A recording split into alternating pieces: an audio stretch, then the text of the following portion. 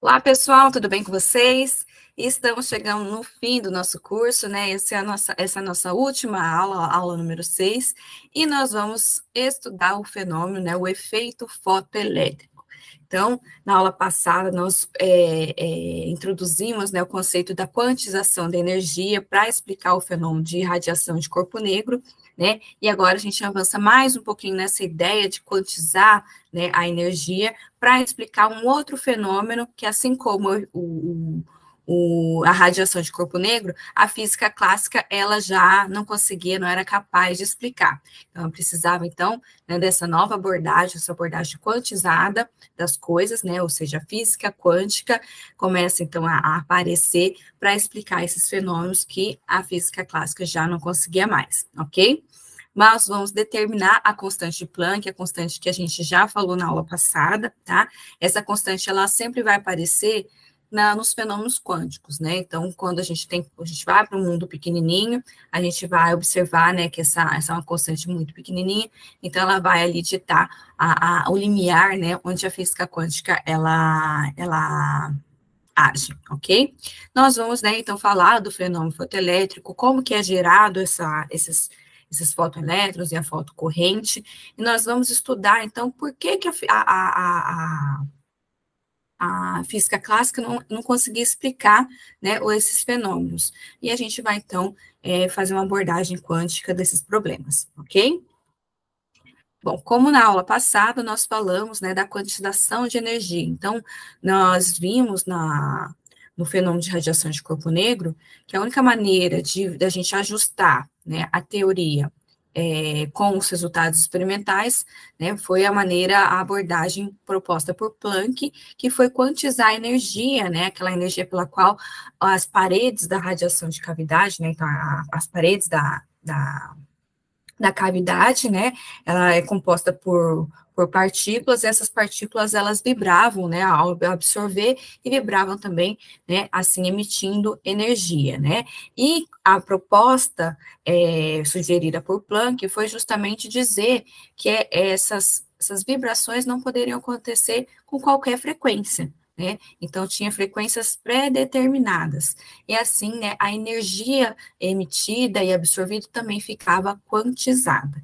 Então, agora a gente entra, né, nesse mundo quântico, que é um mundo onde as coisas são muito pequenininhas. Então, quando a gente vai para o mundo subatômico, a gente precisa desse tipo de abordagem, tá? Então, a mecânica clássica, né, que é o eletromagnetismo de Maxwell, a física clássica, né, o eletromagnetismo de Maxwell, as leis de Newton, elas não conseguem mais dar conta dos fenômenos quânticos, né? Então, isso não significa que que a mecânica, a física clássica, ela está errada, ela está correta, só que ela tem um limite para a sua abordagem, né? Então, no macroscópio, né, quando a gente vai né, fazer uma instalação elétrica, a gente vai sei lá, dirigir o nosso carro, tudo isso é regido pelas leis da mecânica da física clássica, né? Mas quando a gente vai para o mundo subatômico, né, isso deixa de funcionar. Então, a gente precisava de criar, né? Então, nesse momento na física, era necessário criar uma nova abordagem. Então, veio a física quântica, que traz justamente essa palavra quântica, né? É de quantizar as coisas, né? Quantizar principalmente a energia, tá? Então, a gente vai falar aqui de quantum de energia ou quanta, né? Quanta é o plural de quantum. Então, a gente vai usar muito essa abordagem de quantização da energia, ok? Para a gente entender melhor, né, como que isso acontece, né? Então, quando a gente vai falar, né, qual que é a diferença, né, do mundo macroscópico para o mundo subatômico, né? Aqui eu tenho duas situações, né, que é o chamado salto quântico, dentro de um átomo. Então, quando um elétron, né, vamos tentar entender como que funciona um átomo. Um átomo, a gente tem o seu núcleo, formado ali por prótons e nêutrons, e nós temos a eletrosfera.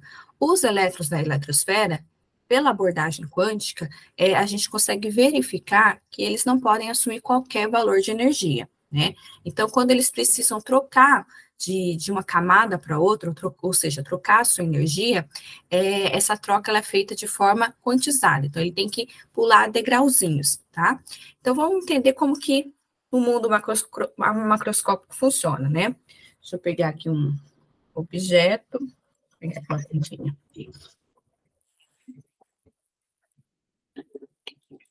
Tem a tampinha aqui da minha caneta. Então, aqui nós estamos na física clássica, né? No mundo macroscópico. Se eu soltar essa tampinha, ela vai cair. Por que que ela está caindo? Porque nesse momento, essa tampinha, né, que é um objeto que possui massa, ele está imerso num campo gravitacional, que é o campo gravitacional terrestre, que faz com que exista uma diferença de potencial entre esse ponto do espaço e esse ponto, né, aqui na minha mesa. Quando ele está livre para se movimentar, ele cai, ok? Então, os objetos, eles tendem a buscar um estado de menor energia. Então, ele estava aqui com uma certa energia potencial e buscou um estado com uma menor energia potencial, perfeito? Quando ele sai desse ponto do espaço e chega nesse, essa energia potencial, né, que ele perdeu, né, a ideia é perder energia potencial. Essa energia foi transformada em energia cinética e ele foi se movimentando, ele ganhou velocidade, né? A energia cinética, ela está relacionada com os objetos que possuem velocidade, que estão em movimento, ok? Então, para sair desse ponto do espaço, para chegar nesse ponto, ele mudou a sua energia potencial. E essa energia potencial que ele perdeu se transformou em energia cinética, tá? Agora, vamos lá para o mundo quântico. No mundo quântico, vamos pensar que agora eu estou no meu elétronzinho dentro das camadas eletrônicas de um átomo. Então, ele tem uma camada com uma energia maior e ele quer agora ir para uma camada de energia menor, tá? Como que isso acontece? A gente fala muito aqui, né, em salto quântico, e a gente tende a fazer esse tipo de desenho, né? O elétronzinho saindo daqui e pulando para um nível mais baixo. Mas isso, gente, esse pular não acontece, tá? Então, o que diz a mecânica quântica? O elétron, ele pode existir em certos estados de energia. Então, por exemplo, o elétronzinho está nessa camada e ele vai vir para a camada mais inferior, né? Diferente, né, da mecânica clássica, que ele vai mudando gradualmente de energia até chegar nesse estado de menor energia, isso não acontece com o elétron. O elétron existe nesse estado de energia, ele não existe mais e depois ele existe nesse estado de energia, tá? Ele não salta, ele não pula, ele não existe nesse intervalo de energia, tá? Então, como acontece, né, por exemplo, a nossa canetinha no mundo clássico, né? Então, por exemplo, aqui ele tem uma energia de 10 joules, aqui ele tem de 9,5, 8, e a gente consegue, ele vai assumindo valores, né, contínuos até chegar no estado de menor energia. Isso não acontece para o elétron. Ele existe nesse estado de energia, ele não existe mais e ele existe no estado de energia abaixo, ok?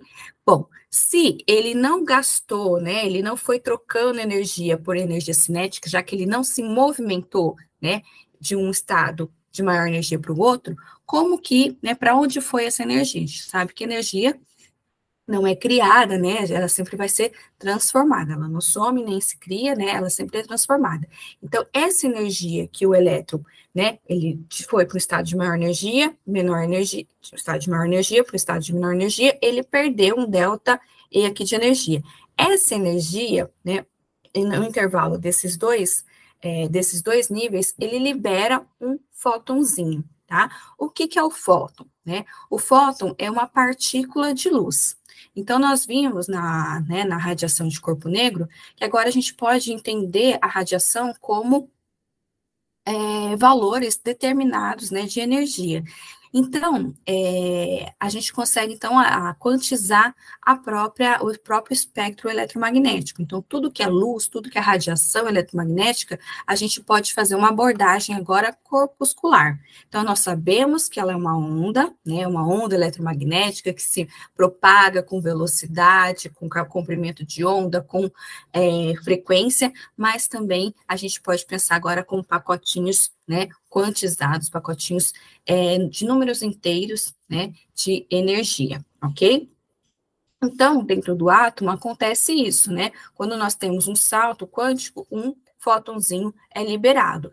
E para que ocorra o contrário, né, para que o meu elétron ele suba de nível, então ele precisa absorver, né, um pacotinho de energia com exatamente o valor da energia dessa diferença, né, entre um nível para o outro, ok?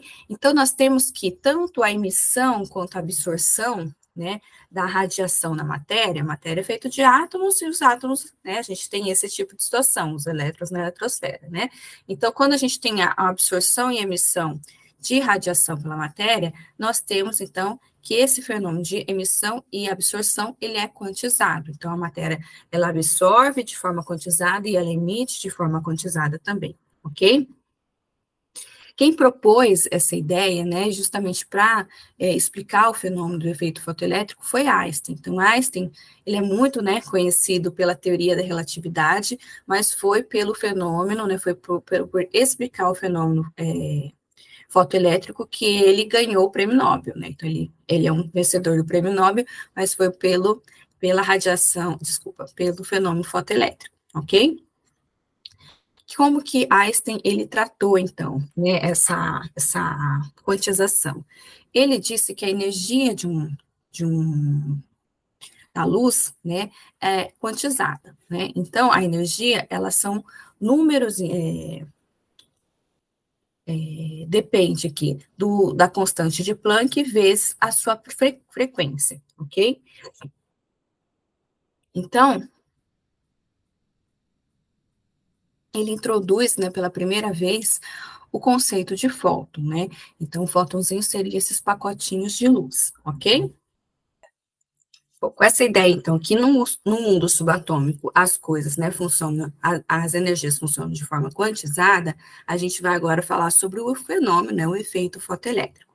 Esse efeito, ele foi visto pela primeira vez por Hertz, que, né, ele estava executando um experimento que era mais ou menos assim, ele tinha duas esferas metálicas, que quando ele incidia sobre essas esferas radiação ultravioleta, né, uma luz ultravioleta, ele conseguia induzir nessas esferas, né, entre as esferas, faíscas. Então, foi a primeira vez que ele percebeu que quando incidia uma luz sobre um objeto, ele conseguia, então, emitir, né, ele conseguia liberar elétrons, então, conseguia induzir corrente elétrica. E é justamente isso que define o efeito fotoelétrico.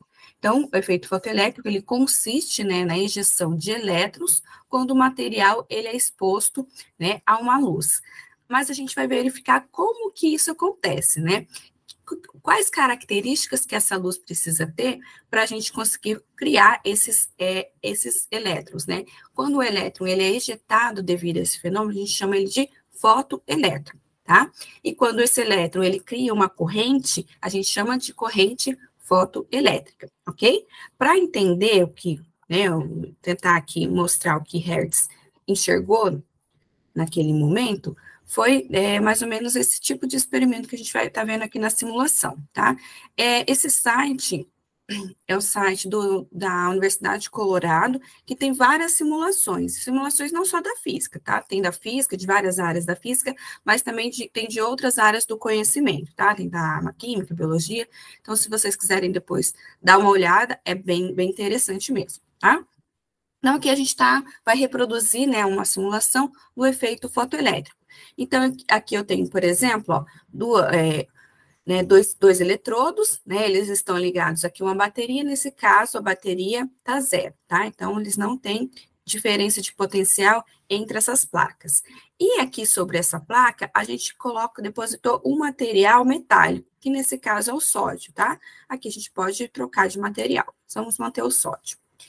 Quando eu acendo essa luz, né, vamos ver o que acontece aqui nesse material. Então, eu vou colocar aqui, ó, minha lâmpada está desligada, porque a intensidade está zero. Então, eu vou ligar aqui e ela está me fornecendo uma luz de 400 nanômetros, que já é o espectro visível, né? Uma luz roxa. Então, vamos observar aqui quando eu ligo uma luz exatamente com esse comprimento de 400 nanômetros. Ó. Então, quando eu coloco uma luz de 400 nanômetros, eu estou liberando elétrons do meu material. Nesse caso, né, nós temos aqui um material metálico. Então, para que as cores, né, todos os metais, eles estão, né, quando, os metais, né, os materiais metálicos, eles, os seus átomos se conectam através de uma ligação metálica. E isso, né, resulta nos eletrõezinhos que ficam soltos, eles não estão mais presos ao seu átomo original, mas ele agora faz parte de todo o material. Então, quando eu incido uma luz com uma certa frequência, né? Ou seja, com um certo comprimento de onda que eu amarro com a sua frequência, que eu amarro ainda com a sua energia. Então, eu estou entregando aqui pacotinhos, né, para os meus elétrons, certos pacotinhos de energia, que nesse caso, para o sódio, é uma energia suficiente para liberar esses elétrons, tá? Então, o elétron ele absorve aquele pacotinho de energia e ele fala, você me deu energia suficiente para eu conseguir ser liberado, né? Então, você consegue liberar esse elétron e ele ainda, se for o caso, ele sobra um pouquinho de energia para conseguir ganhar velocidade, tá? Então, vamos ver aqui, ó, por exemplo, uma energia ultravioleta, né? Desculpa, um comprimento de onda ultravioleta. Ó, quando a gente mudou aqui para um comprimento de onda menor, isso significa que a gente aumentou a frequência do pacotinho de energia. Se aumentou a frequência do fóton, a gente, consequentemente, aumentou, né, segundo a equação de Einstein, aumentou a sua energia. Então, veja que agora, ó, eu mudando, né, para uma luz ultravioleta, os meus eletrõezinhos mudaram a sua velocidade, tá? Por que que isso aconteceu? Porque agora eles estão recebendo pacotinhos de energia que, nesse pacotinho, eles têm tanta energia para ser liberado, quanto energia agora que vai sobrar, né, desse saco de energia, vai sobrar energia para eles ganhar velocidade. Então, eles transformam tanto na energia para ser liberado, quanto para energia para ganhar velocidade, ou seja, para se transformar em energia cinética, ok? Vamos agora para pacotinhos de energia menores. Então, aqui para o sódio, ó, luz roxa, azul, verde. Olha só. Luz verde.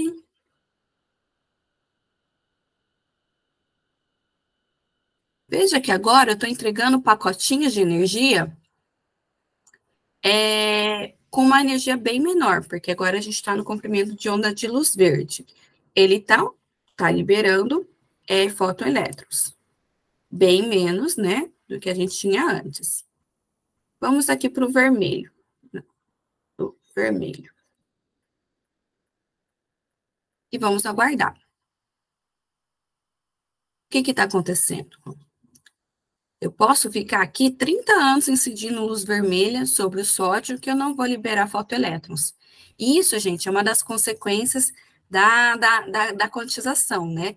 Por quê? Porque agora os meus pacotinhos de energia, eles não têm, né? O saquinho de energia que eu estou entregando ali, não tem energia suficiente para o meu elétron pagar a sua liberdade. Então, ele não pode juntar um pacotinho com outro pacotinho. Ele precisa de um pacotinho exato para ganhar a sua liberdade, né? Então, esse pacotinho que eu estou fornecendo não tem essa energia, tá? Então, a gente vai discutir todas essas observações que foram feitas, né? Que chegou, então, na conclusão da explicação ali de Einstein para o efeito fotoelétrico. Bom, o que dizia a física clássica, né, nesse fenômeno de incidir uma radiação eletromagnética em um material? Então, quando eu incido uma radiação eletromagnética, a radiação eletromagnética são ondas eletromagnéticas, ou seja, são campos elétricos e campos magnéticos oscilando no tempo, tá? Quando essa oscilação do campo elétrico entra na matéria, ela vai fazer, né, com que os elétrons dessa matéria oscilem com esse campo elétrico, tá? Oscilando com esse campo elétrico, vão ganhar energia e podem, então, devolver essa energia. Pela física clássica, né, conforme eu aumento a intensidade da luz incidente, maior seria essa energia.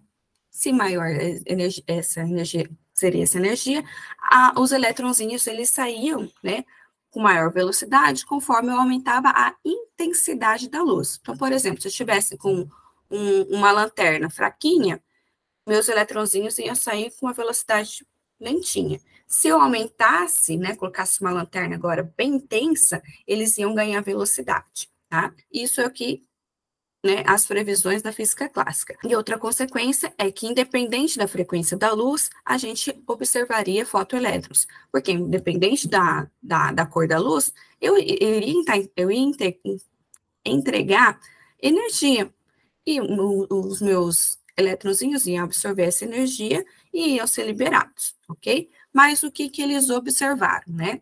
Então, eles observaram aqui que, dependendo da cor da luz que a gente incidia sobre o material, poderia ter ou não ter fotoelétrons, tá? Então, existia um limite, né, dessa frequência da luz incidente para que ocorresse fotoelétrons, tá? Então, aqui, para certas frequências de luz, não ocorria emissão de fotoelétrons, foi o que a gente viu na simulação. Outra característica que eles observaram é que, quando aumentava a intensidade da luz, os eletrõezinhos não aumentavam a sua velocidade, só que aumentava a corrente fotoelétrica, né? O que é corrente elétrica? Corrente elétrica é como se eu, né, tivesse aqui um movimento ordenado de cargas, né? Não precisa ser só elétrons, movimento ordenado de cargas, que eu venho e intercepto esse movimento com uma área. Aí, nessa área aqui, eu fico contando quantas cargas passam por intervalos de tempo. Né? Então, por exemplo, medi aqui, passaram 1000 cargas e o tempo que eu marquei foram 10 segundos. Então, eu consigo calcular essa corrente elétrica, tá? Nesse caso, a corrente elétrica aumentava, mas não porque aumentava a sua velocidade, mas porque aumentava a quantidade desses elétrons. Então, por exemplo, agora em 10 segundos, ao invés de passar 1000, passa 2000 partículas carregadas. Então, a minha corrente aumentou, tá? Só que eles conseguiram perceber que aumentava a quantidade, né, de fotoelétrons, mas não aumentava a sua velocidade. Então, como que poderia aumentar a velocidade? Ele só conseguia aumentar a velocidade, olha que loucura, aumentando a frequência da luz, né? Então, mudando a cor da luz. Então, precisava de uma luz com uma frequência mais alta, que, consequentemente, ia ter uma energia mais alta. Aí sim, né, eu ia ter a mesma quantidade de fotoelétrons, só que agora, né, mantendo a intensidade constante, só que agora a minha velocidade aumentaria. Isso também, gente, aumentar a velocidade das partículas carregadas também faz aumentar a corrente, né? Porque, como eu disse, corrente é carga por tempo. Esses 1000 elétrons, né? Eu esperar 10 segundos para passar 1000 elétrons, como que aumentou a sua velocidade? Eu preciso esperar somente, sei lá, 5 segundos. Então, a corrente elétrica agora está dividida por um tempo menor, ou seja, a corrente aumentou. Então, a corrente elétrica, né, ela pode aumentar, aumentando a carga, mas também aumentando a velocidade dessas cargas, ok? Então, aqui também a gente consegue observar um aumento da fotocorrente, só que agora, a fotocorrente está sendo aumentada devido à velocidade maior dos meus elétrons, ok? Bom, como que foi conduzido esses experimentos fotoelétricos? Então, a gente tinha aqui um material que, né, assim como na simulação, a gente troca aqui o material, né, nosso alvo, que a gente chama, tá? Então, a luz vai incidir sobre esse material. E sobre esse material, nós vamos ter a ejeção dos elétrons, dos fotoelétrons, tá? Como a gente vai coletar esses elétrons? Então, a gente tem um cátodo aqui que vão coletar esses elétrons e a gente fecha agora um circuito que, quando existe fotoelétrons, a gente coleta eles aqui. Então, a gente vai ter agora uma corrente elétrica aí. Para medir essa corrente elétrica, a gente intercepta esse caminho com um amperímetro para medir essa fotocorrente, e eu também posso agora aplicar uma diferença de potencial nesse caminho para ajudar esses meus elétrons, né, a ganhar velocidade ou até atrapalhar esses elétrons, porque se eu aplicar uma diferença de potencial inversa aqui, eu vou frear esses elétrons. Então, a gente tem essas duas possibilidades. Eu coloco aqui uma fonte de corrente contínua que eu posso trocar sua polaridade. E para medir essa tensão, eu coloco aqui um voltímetro, ok? Bom, a primeira coisa que eles observavam, então, o que eles fizeram? Eles colocavam né, emitia a minha luz aqui, ejetava fotoelétrons, e eles eram coletados aqui pelo cátodo, ok? Aí, o que eles fizeram? Esse elétron, ele escapava e ele tinha uma certa velocidade.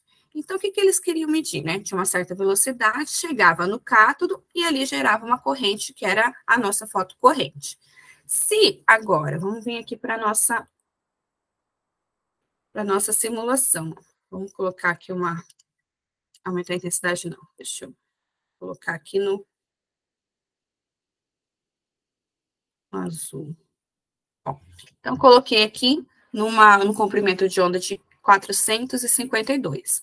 Então, o que eles percebiam? Está tendo fotoelétrons, esses elétrons ejetados, eles estão chegando no outro eletrodo, fechando uma corrente elétrica aqui, que está sendo medida, ok? Então, eles observavam que existia uma corrente elétrica.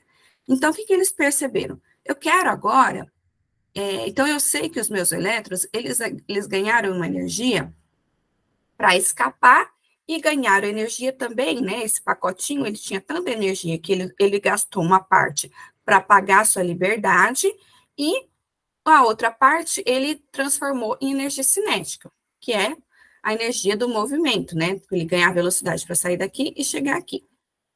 Então, agora eu vou aplicar uma diferença de potencial inversa. Deixa eu colocar bem pouquinho aqui. Opa, inversa.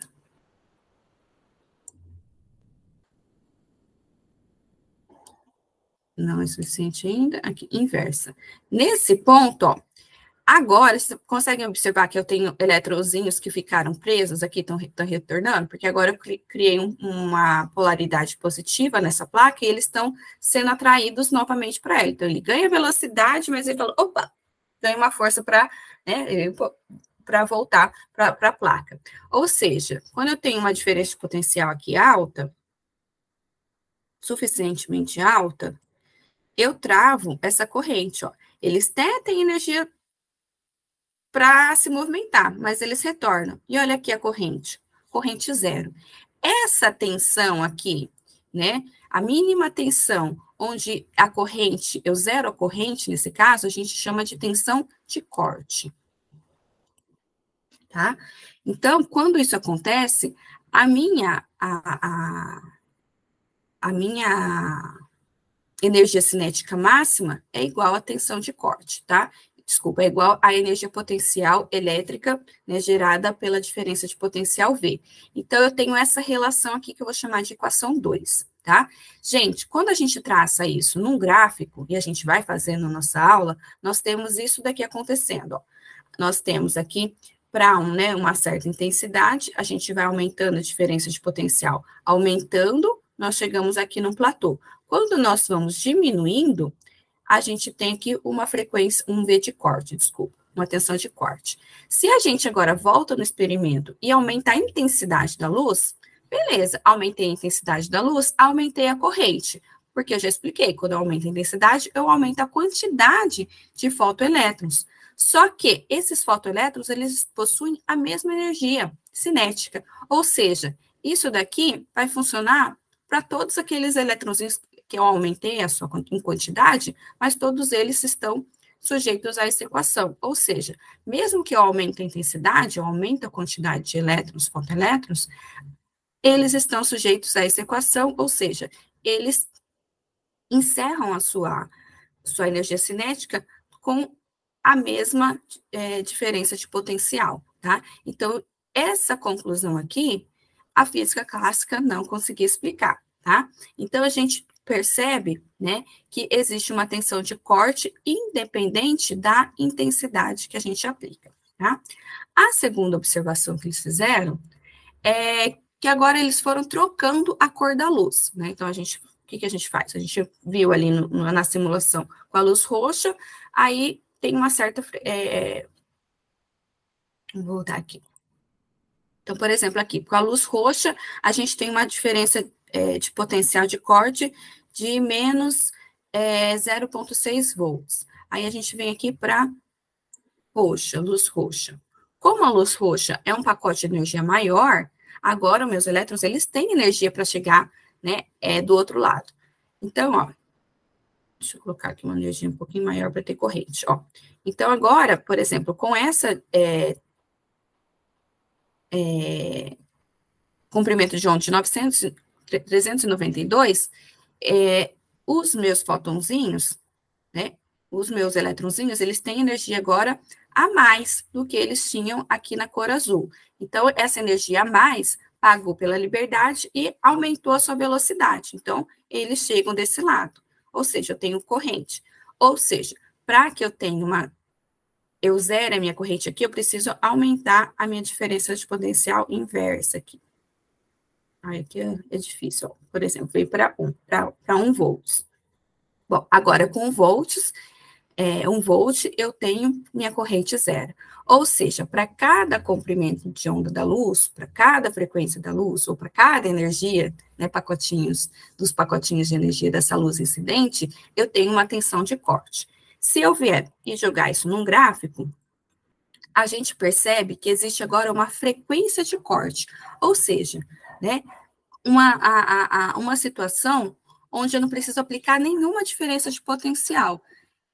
Ou seja, não preciso ter essa diferença de potencial inversa para que não tenha corrente, né? Isso significa que, né, como a gente viu naquele primeiro momento, que eu acendi a luz vermelha e não saiu fotoelétrons. Então, para cada material, existe uma luz limite, né, um comprimento de onda limite, ou frequência limite, ou energia mínima necessária para arrancar elétrons, né? E, gente, isso também era outra previsão que a física clássica não conseguia explicar. Previsão não conseguia explicar esse fenômeno. Então, ali a física clássica, ela não falhava nesse momento, tá?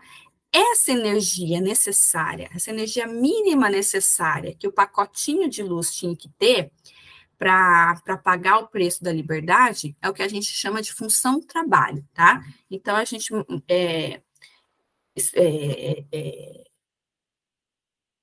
simboliza, né, essa energia mínima, né, a função trabalho, pelo φ, tá? Então, se o meu pacotinho de energia, meu HF, né, ele for maior do que a função trabalho, consigo pagar a liberdade, e se ele for maior ainda, eu consigo pagar a liberdade e ganhar velocidade, tá?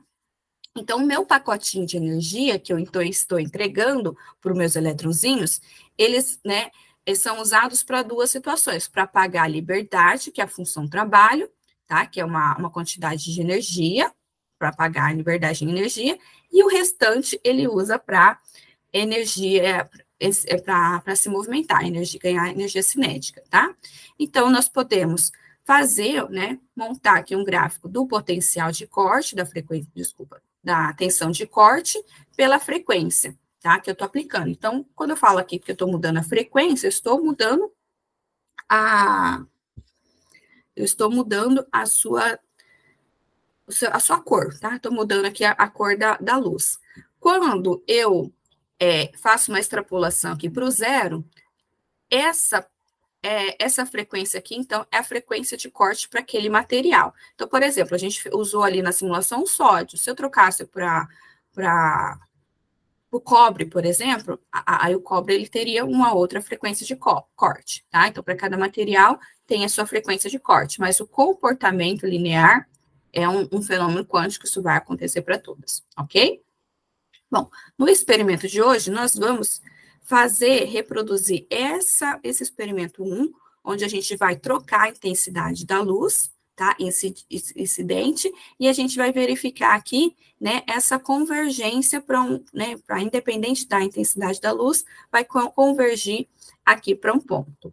E o segundo gráfico que a gente vai construir vai ser justamente trocando a cor da luz, né, trocando aqui o seu comprimento de onda e, consequentemente, a sua frequência, para traçar esse gráfico, porque a equação da reta desse gráfico é o quê? Tensão no y, ó, y igual a AX mais B. Então, o meu H sobre E é o meu coeficiente angular, e minha função trabalho menos, né, o negativo da função trabalho sobre a carga elementar é o meu coeficiente linear, tá? Então, o que a gente vai fazer? A gente vai construir essa reta, vamos determinar, né, fazer o ajuste linear, determinar a equação dessa reta. Com esse valor aqui, né, a gente consegue, então, encontrar a constante de Planck experimental. Vocês vão encontrar a constante de Planck experimental e vocês vão encontrar a função trabalho também para o material alvo, ok? Bom, para isso nós vamos usar né, como todos os outros experimentos, nós vamos usar um kit da Pasco, onde a gente tem aqui a nossa fonte luminosa, que vai ser uma fonte de luz mercúrio. Lembra que eu falei, né, que cada elemento da tabela periódica, ela emite, né, ela tem seu espectro de emissão? Deixa eu voltar aqui para a figura. Tem o espectro de emissão. Nesse caso aqui, desse exemplo, isso aqui é um exemplo hipotético, tá? Esse espectro de emissão, então, está mostrando o meu fótonzinho emitido com esse comprimento de onda da luz. No caso do mercúrio, mercúrio é um elemento da tabela periódica que a gente pode formar um gás com ele, tá? Formando um gás com ele, eu posso formar, né, nesse caso, uma lâmpada através do mercúrio. As linhas espectrais da lâmpada de mercúrio são 5, ó. Uma em 365, então lá no roxo, 405, 460, 435, 534 e 577. Então, eu sei que esse elemento químico, ele possui esses comprimentos de onda.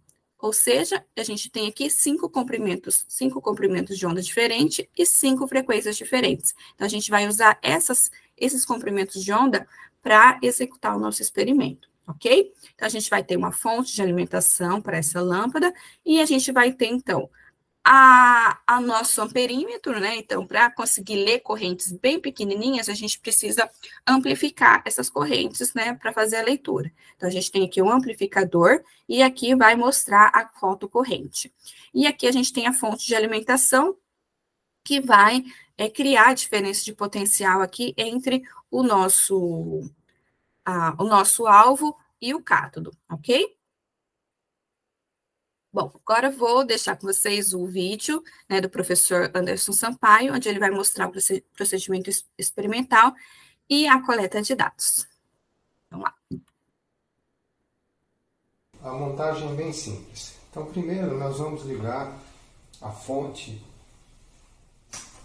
da lâmpada de mercúrio. Ela precisa de um tempinho para poder estabilizar e aquecer. Nesse meio tempo, nós vamos fazer a montagem do equipamento e vamos fazer a calibração do amperímetro. Tá? Então, a montagem é bem simples. Nós vamos usar esses cabos de prova para fazer a ligação da fonte. Tá? Então, nós vamos ligar a fonte de tensão, terminal positivo.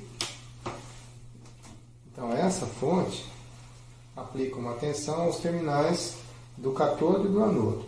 Tá? Então, aqui o terminal do anodo e o pretinho vai para o terminal do cátodo. Como está indicado aqui. O terminal do amperímetro vem utilizando esse terminal BNC.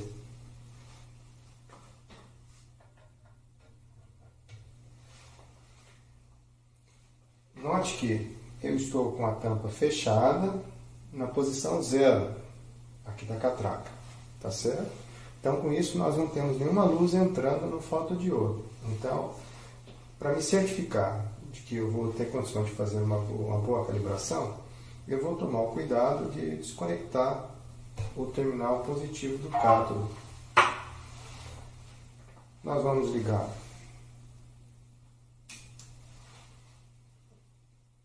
a tensão, vamos ligar o superamperímetro, né, com um amplificador de corrente, tá certo? Note que nós temos algumas escalas aqui, tá? 10 a menos 8, 10 a menos 9, 10 a menos 10, 10 a menos 11, 10 a menos 12, 10 a menos 13. Tá? Essas escalas vão ser importantes para a gente poder fazer a leitura da corrente. Muito bem, para poder fazer a calibração, note que esse primeiro botão aqui nós temos duas posições, medir e calibrar. Então nós vamos apertar no botão calibrar. O valor da corrente pode estar fora da calibração. Se ele estiver fora da calibração, ele vai dar uma leitura diferente de zero. Então a única coisa que nós temos que fazer é, com o terminal do anodo desconectado, nós vamos, com o botão de calibração acionado, girar esse botão do amperímetro até zerar. Então, esta é o zero. Tá?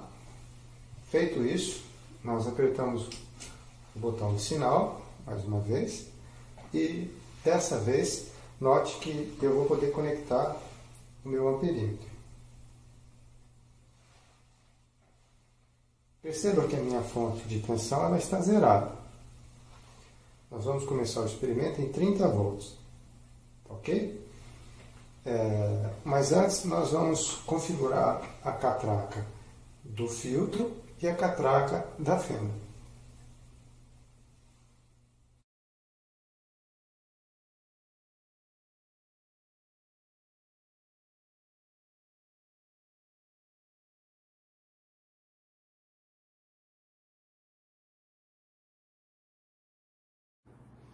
Pessoal, então, o que vocês estão vendo neste momento são as linhas espectrais produzidas pelo vapor de mercúrio superaquecido dentro da lâmpada. Tá? Então, ao contrário de uma lâmpada incandescente comum, como o filamento da luz da lâmpada do seu carro, a lâmpada de mercúrio ela tem apenas 5 linhas espectrais. Significa que ela tem apenas 5 comprimentos de onda. Isso indica para nós que quando excitado por eletricidade, por um campo elétrico, o vapor de mercúrio excita seus modos de vibração, tendo algumas transições eletrônicas possíveis. Aí ocorrem essas transições eletrônicas, e aí, à medida que esses elétrons que estão excitados decaem para o estado de energia mais baixo, eles emitem fótons de luz com um comprimento de onda específico. Tá? Então, no caso do mercúrio, são 5 transições observadas. Tá? A primeira delas acontece no comprimento 577, a segunda no 546, a terceira no 436, a quarta no 405 e a quinta em 365 nanômetros. No espectroscópio que vocês estão vendo, existe uma escala, e essa escala ela está em angstroms, tá bom?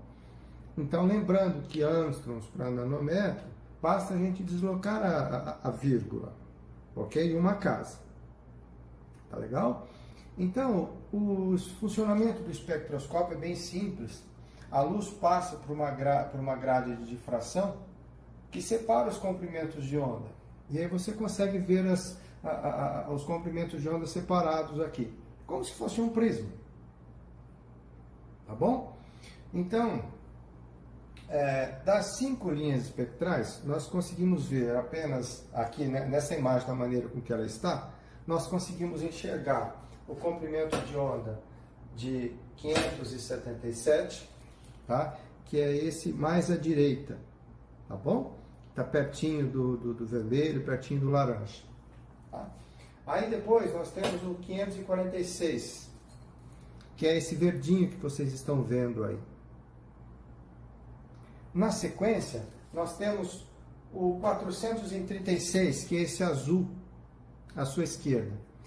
No entanto, percebam que para mim conseguir enxergar 405, eu vou ter que fazer uma mudança no obturador que fica na frente no espectroscópio. E aí, com isso, essas 3 franjas que vocês estão vendo, elas vão ficar saturadas. Mas com isso você vai conseguir enxergar essa franja de 405, que está bem à esquerda, ali próximo do violeta. Então, nós vamos abrir a franja e com isso vocês vão ver que essas raias espectrais elas vão ficar bem saturadas. Mas com isso você consegue enxergar uma roxinha.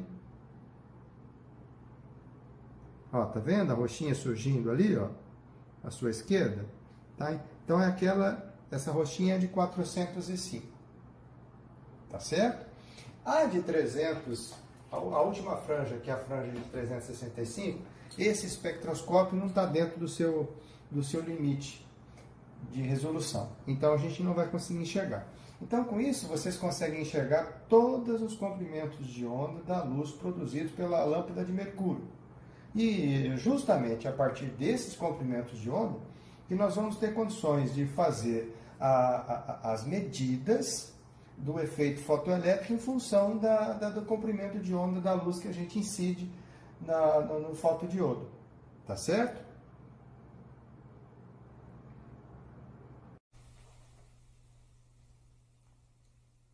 Note que eu reposicionei agora a bancada, ok? Para que vocês possam enxergar as catracas. Então, com o microamperímetro acionado, nós vamos remover a tampa inicial. Observe que é uma catraca dupla. Se eu seguro a de trás e giro a da frente, eu tenho os diferentes comprimentos de onda.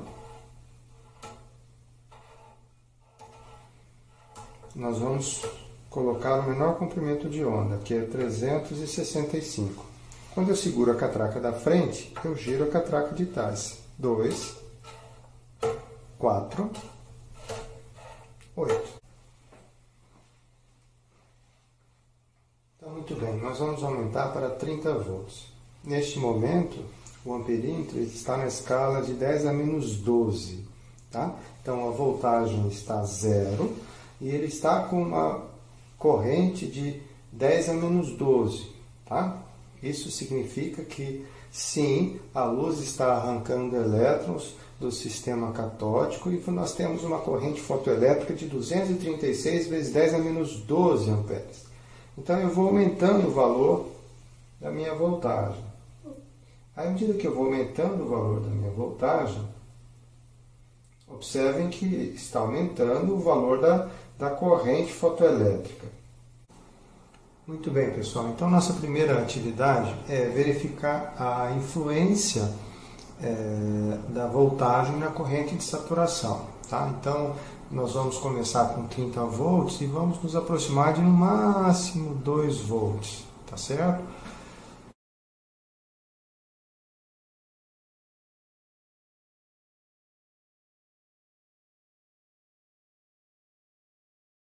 Então, vamos lá. Então, nós estamos na escala de 10 a menos 12 amperes. Nós estamos com 436 nanômetros e estamos com uma abertura de 2 milímetros, que é a de menor intensidade. Então vamos para 26.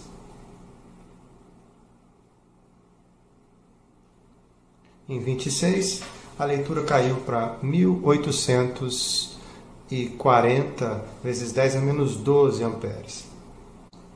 Vamos para 22.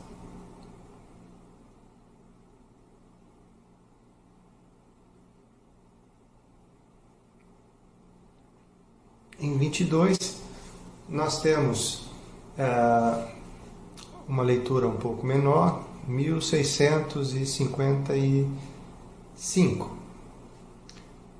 Vamos para 18.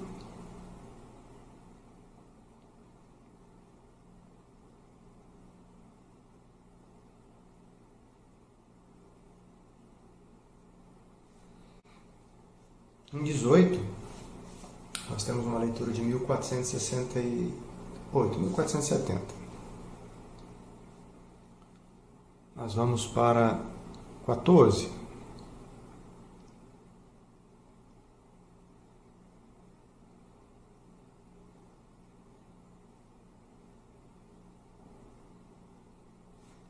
A leitura é 1290. Aí nós vamos para 10.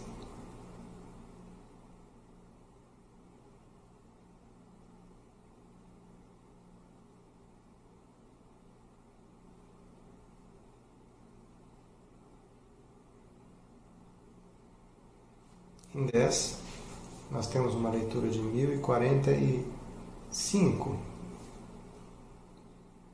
Vamos para 6.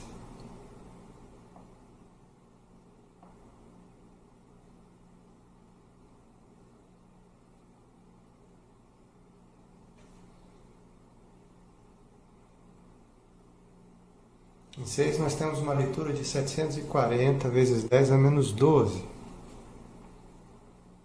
Vamos para 2.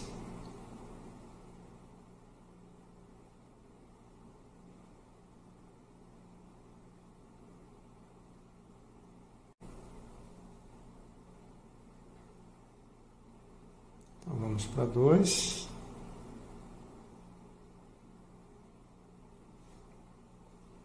A leitura caiu para 156. Tá? Muito bem. Aí agora o que nós vamos fazer? Nós vamos voltar para 30, tá? E nós vamos colocar a abertura de 4 milímetros, em 436 nanômetros.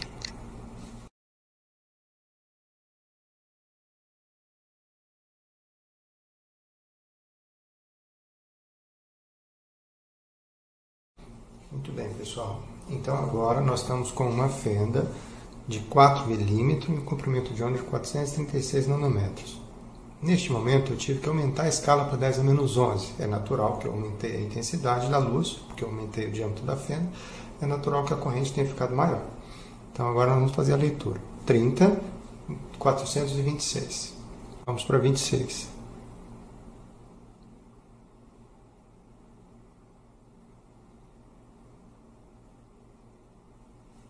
Em 26, a leitura caiu para 662.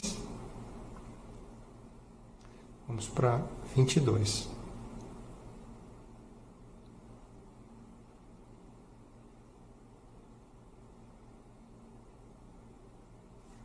Em 22, a leitura caiu para 607. Vamos para 18.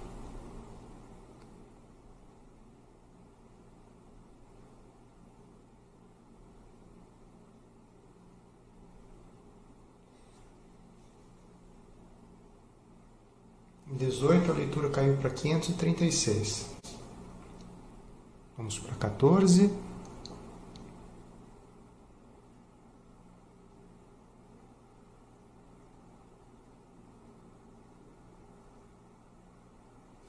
Em 14, a leitura caiu para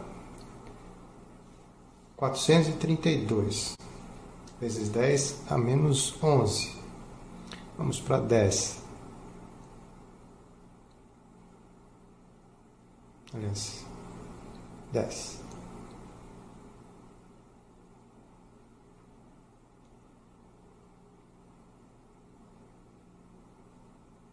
Em 10, a leitura foi para 322 vezes 10 a menos 11.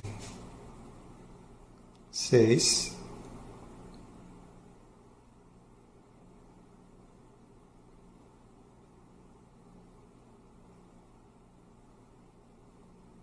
Em 6, a leitura caiu para 161, vezes 10 a menos 11. Vamos para 2.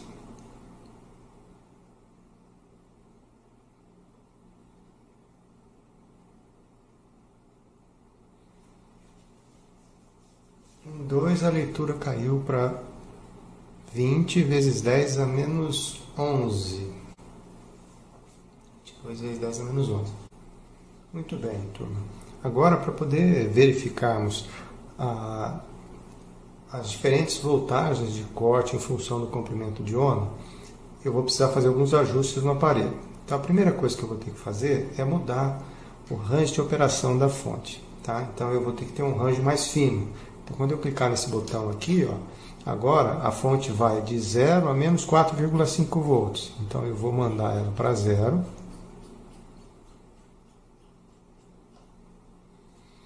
Além disso, eu vou precisar operar na escala de corrente mais fina de todas. Então, nós vamos colocar aqui em 10 a menos 13. Tá? Muito bem. Então, agora nós estamos com a fenda. Na posição de 4 milímetros com comprimento de onda de 365 nanômetros.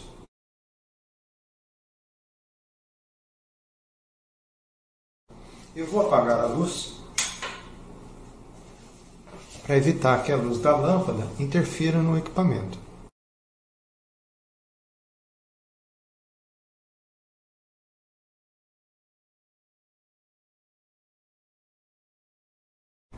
Bom, então nós vamos abrir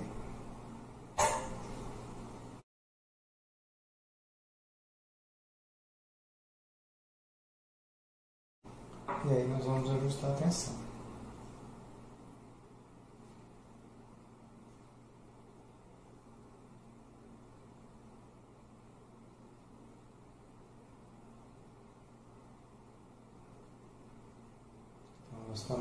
Observe que nós estamos com tensão negativa, a corrente fotoelétrica está na ordem de 10 a menos 13.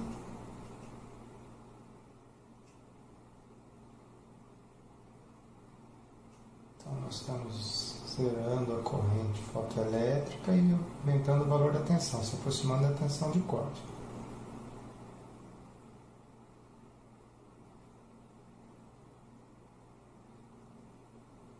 Muito bem, 1,23 volts. Agora vou tampar a fonte luminosa, vou aumentar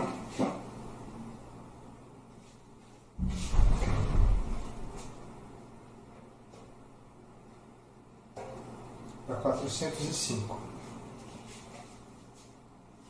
405.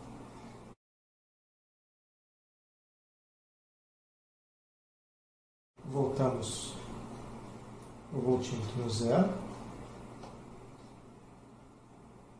tiramos a tampa protetora. E aí nós vamos diminuindo a tensão. Observe que nós estamos com uma grande leitura de corrente fotoelétrica, tá? Então nós estamos aumentando a tensão negativa e a corrente fotoelétrica está diminuindo.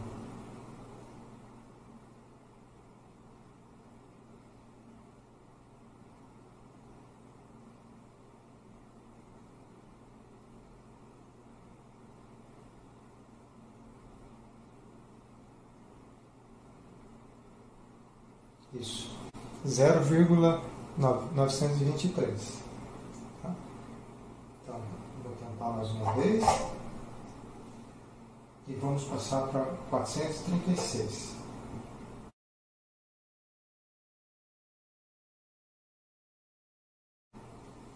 Vou zerar a fonte mais uma vez. Vou retirar a tampa. E vamos fazer a medida.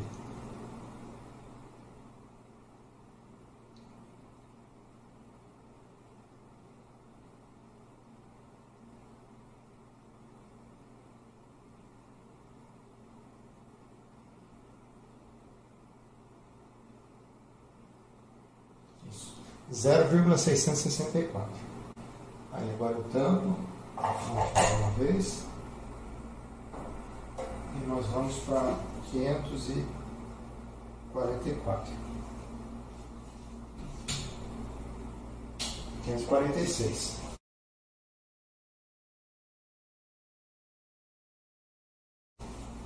Nós vamos para 546.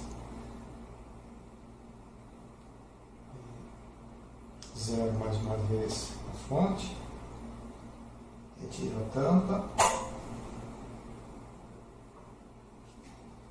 E vamos fazer a leitura.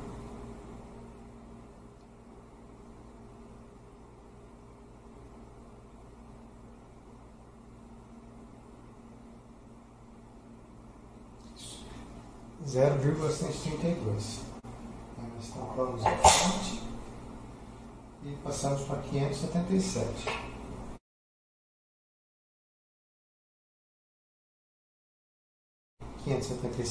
Zero a fonte mais uma vez, removo a tampa, fazemos a medida.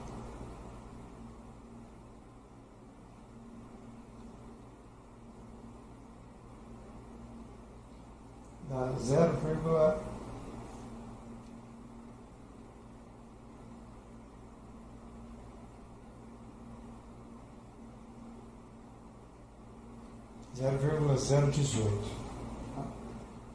Isso. Com isso, nós fizemos as medidas em função da frequência. Então, vocês viram no vídeo, né, que foram executados 3 coletas de resultados, né? Na primeira coleta, foi mantido um comprimento de onda fixo e uma abertura fixa também. O que significa essa abertura? Quando a gente abre mais ou menos ali essa fenda, né, a gente está aumentando ou diminuindo a intensidade. Então, nesse momento, a gente quer o quê? Trocar a intensidade para fazer aquele gráfico primeiro, né, que eu mostrei para vocês. Então, foi, né, aumentando a tensão, né, entre o alvo e o cátodo, e a gente foi mostrando também que foi aumentando, com o aumento da tensão, aumenta também a fotocorrente, ok? Por quê? Porque agora, essa minha tensão positiva aqui, ela está favorecendo o movimento dos meus elétrons, dos meus fotoelétrons. Então, eles já saíam com uma certa velocidade, só que agora eles, né, ganharam mais velocidade devido a essa diferença de potencial aqui da tensão, ok? Então, a minha fotocorrente, ela aumenta. Esse P aqui, gente, é pico, tá? É 10 elevado a menos 12 amperes, pico ampere. Na tabela 2, que foi a segunda rodada de experimentos, foi mantido constante o comprimento de onda, só que a gente mudou a intensidade. Então, a gente aumentou a abertura, então deixando mais luz passar. Quando mais luz passa, o que vai acontecer? Mais fotoelétrons são emitidos e, consequentemente, mais corrente a gente vai medir, tá? E fizemos novamente a coleta de dados, aumentando a tensão e lendo a fotocorrente. E na terceira parte do experimento, né, a gente foi o quê? Trocando entre as 5 linhas espectrais. Então, a gente foi trocando o comprimento de onda, ou seja, trocando a frequência. Os comprimentos de onda que são transformados aqui em frequência, tá? Como que a gente faz essa conta? Velocidade da luz é igual ao comprimento de onda vezes a frequência, tá? Então, frequência vai ser velocidade da luz dividido por esse comprimento de onda, então a gente obtém aqui as frequências. E para cada uma dessas frequências foi determinado a tensão de corte, ó, verifica que a gente tem um sinal negativo aqui, né, justamente para mostrar que a polaridade foi invertida, né, em relação ao experimento da primeira parte, ok? Com esses dados, nós geramos dois gráficos. Bom, então aqui, né, o nosso primeiro gráfico, onde a gente percebe, né, foi então gerado aqui, plotado no mesmo gráfico, as coletas, né, de corrente fotoelétrica e tensão para as duas intensidades. Então, aqui com abertura maior, intensidade maior, e abertura menor, intensidade menor. E a gente verifica, né, que para altas tensões, até a gente tem, né, o aumento da fotocorrente com a intensidade maior. Mas quando a gente vai para baixas tensões, a gente tem aqui um ponto de convergência. Aí eu quero que vocês discutam isso lá na atividade, beleza? Por que que eles convergem para esse ponto? E o gráfico 2, né, eu andei aqui, né, coloquei no 0, 0, para mostrar justamente aqui, quando a minha reta, ela atravessa aqui o 0, a gente teria aqui a frequência de corte para o material, né, que constitui o nosso alvo, tá? Então, aqui, né, geramos as frequências de corte. Veja que aqui, para plotar, eu plotei um módulo, tá? O módulo da frequência de corte versus a frequência, tá? Então, se a gente tinha 5 comprimentos de onda, nós temos 5 frequências, 5 pontos nessa reta. Fiz aqui a equação da reta, que é essa equação aqui, onde 4,041 vezes 10 a menos 15 é o meu coeficiente angular, e menos 2,09 o coeficiente linear. Com esses dados aqui, vocês vão obter, eu quero que vocês obtenham lá na atividade, né? Aqui, comparando, né, essa equação da reta com a equação teórica, o coeficiente angular, vocês conseguem obter a constante de Planck experimental. Com o coeficiente linear, vocês conseguem obter a função trabalho. Além disso, eu quero que vocês obtenham também a frequência de corte, tá? A frequência de corte é quando isso daqui é zero, tá? Então, vocês vão ter, numa única equação, né, num único gráfico, vocês vão tirar essas três informações. E com isso, a gente encerra a nossa aula número 6. Tá lá a atividade 6 para vocês resolverem. Se tiver alguma dúvida, vocês podem me procurar, ok? E encerramos também agora, né, o nosso curso. Espero que vocês tenham aprendido bastante, espero que vocês tenham gostado do curso. Então, quem sabe a gente não se vê aí em um próximo curso. Bom, gente, então, até mais e bons estudos.